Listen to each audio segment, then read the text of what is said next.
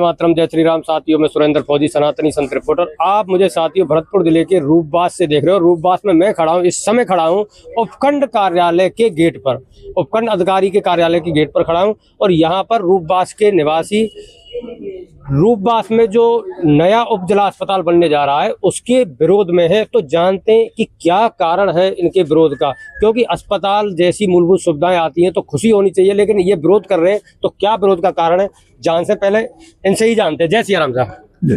आपका शुभ नाम बताओ साहब। हरिशंकर शर्मा। हाँ साहब। अध्यक्ष अखिल जन विकास मंच।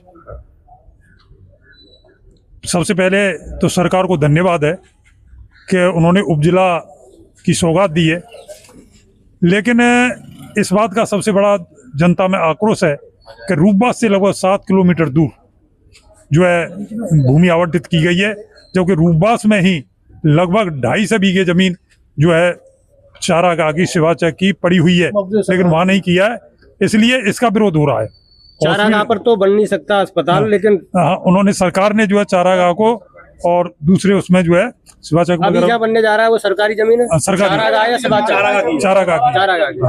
आपको क्या नाम है? यहाँ कस्बे रूपबास में करीबन 250 बीघे की जमीन शिवाचक की है, मकबूजा सरकार की भी है और इसकी भी है। इसलिए हमारा सरकार से करवड़ प्रार्थना है कि उस रूपबास की किसी भी भूमि में इस अस्पताल को बनाया जाए, जिससे कि रूपबास की जनता और पास की जनता उसका लाभ ले सके, ना कि 7 किलोमीटर दूर जाए। वहाँ जाने से क्या नुकसान है? वहाँ जाने के लिए कोई साधन नहीं है। दिन में कोई आदमी गया तो बदमाश रास्ता में लूट लेंगे, रोजी ना अपहरण है, रोजी ना बलात्कार है, चाहे छुरी के चले जाएंगे, बलात्कार है। जय सिया राम। सबसे पहले आपका बहुत बहुत धन्यवाद, आपने ये बाइट कवर करी। ये एक जन मुद्दा है। पहला बात तो ये कि 28.5 करोड़ रुपए के हिसाब से बजट आया है, जो कि रूपबास के नसीब में बड़ी बात है। भजन लाल जी को बहुत बहुत धन्यवाद। लेकिन इस मूलभूत सुविधा को अगर हम देविया के नगरा में पहुंचा देंगे, पूर्व में विदित है, सबको विदित है कि पहले 5-6 किलोमीटर दूर वो बनाया गया, स्कूल कॉलेज बनाए गए, वहां तक कनेक्टिविटी है ही नहीं। पहली बात तो इश्यू कनेक्टिविटी का है। अभी जहाँ ये जा रहा है उपजिला अस्पताल, वो नगर पालिका का क्षेत्र है, ग्राम पंचायत, वो ग्राम पंचायत चेकोरा में जा रहा है।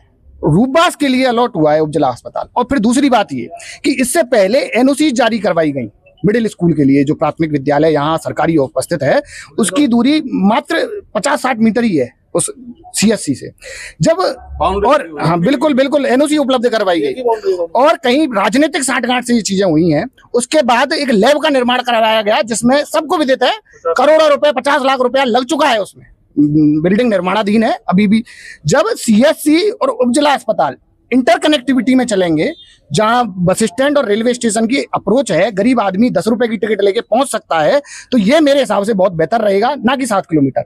अब कोई अस्पताल ये कह रहे थे, अभी भाजपा के नेता भी यहाँ आए थे, वो ये कह रहे थे कि भाई सीएससी में अस्पताल में कोई ना कोई चिकित्सक बैठा रहेगा।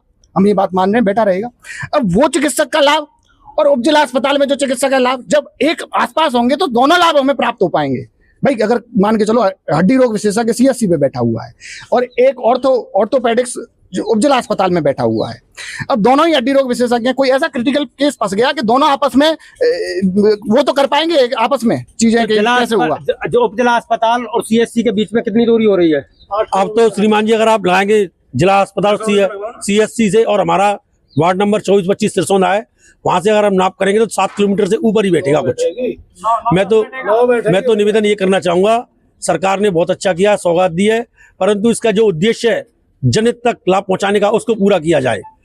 तो अब आप मुझे ये बताओ, इधर आओ साहब, आप मुझे ये बताओ, यहाँ के जनप्रतिनिधि विधायक सांसदों का क्या मत है? अभी जनता, हमने सब लोगों ने अभी किसी से बात नहीं की है।